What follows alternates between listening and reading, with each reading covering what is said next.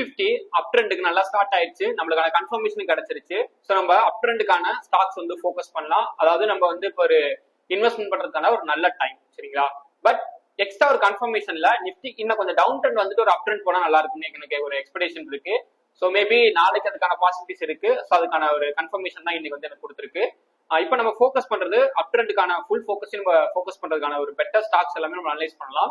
அதுக்கப்புறம் கன்ஃபர்மேஷன் கிடைச்சுன்னா நம்ம பைஸ் எல்லா ஸ்டாக்கையும் வந்து பை பண்ணி வைக்கலாம், சரிங்களா? ஸ்பிளிட் பண்ணி பை பண்ணி வைங்க. இப்போ நெக்ஸ்ட் நம்மளுக்கு டியூஸ்டே வந்து நிஃப்டிக்கான கன்ஃபர்மேஷன் என்ன கொடுத்துருக்கு அப்படின்னா, டியூஸ்டே வந்து நிஃப்டியோட ட்ரெண்ட் எப்படி இருக்கு அப்படின்னா, லாங் டர்ம் டெவலை பொறுத்த அளவுக்கு நிஃப்டி வந்து நெக்ஸ்ட் நம்ம எதிர்பார்க்கக்கூடிய லெவல் வந்து 24,800 நிஃப்டி நம்ம எதிர்பார்க்கிறோம், சரிங்களா? ஆனா ஒரு சின்ன ஒரு குரூஷியல் லெவல் சப்போர்ட் வந்து இருக்கு. இந்த லெவலை வந்து ஜஸ்ட் அதை எடுத்துட்டு போனா கொஞ்சம் நல்லா இருக்கும். அதாவது 23,400 குரூஷியல் லெவல் சப்போர்ட் வந்து எடுக்கணும். ஸோ நிஃப்டியில நாளைக்கு வந்து நான் டியூஸ்டேல எதிர்பார்க்கறது என்னன்னா, எனக்கு கேப் அப் ஆர் நியூட்ரல் எந்த ரேஞ்ச்ல ஓப்பன் ஆனாலும் ஜஸ்ட் இந்த லெவலுக்கு மேல போகலைன்னா நிஃப்டி வந்து 23,400 வந்து ரீச் பண்ணணும்.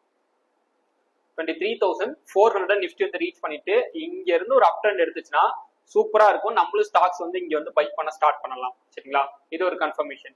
அனதர் ஒன் கன்ஃபர்மேஷன் என்னன்னு பாத்தீங்கன்னா, இங்க இருந்து நம்மளுக்கு ஒருவேளை நம்மளுக்கு நிஃப்டி கேப் அப்ல ஓப்பன் ஆகுது அப்படின்னா குரூஷியலா இந்த லெவலுக்குள்ள சப்போர்ட் எடுக்குது அப்படிங்கிறப்ப நெக்ஸ்ட் நம்ம ஃபோக்கஸ் பண்ண வேண்டிய லெவல் வந்து 23,800 பிரேக் பண்ணணும். நிஃப்டி 23,800 நிஃப்டி பிரேக் பண்ணுது அப்படின்னா நெக்ஸ்ட் நம்ம எதிர்பார்க்கக்கூடிய லெவல் 24,200 தான் நிஃப்டி நம்ம எதிர்பார்க்கிறோம்.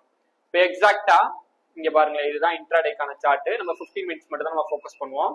ஸோ இன்ட்ராடேக்கான சார்ட்டை பொறுத்த அளவுக்கு இதுக்கு கீழே மார்க்கெட் எனக்கு பிரேக் ஆகுது, நல்ல கன்ஃபர்மேஷன் இருக்கு அப்படிங்கிறப்ப நான் ஃபோக்கஸ் பண்ண வேண்டிய target 23,578 first target. Next target பாத்தீங்கிறப்ப 23,446 23,400, சரிங்களா? டவுன் ட்ரெண்டுக்கு.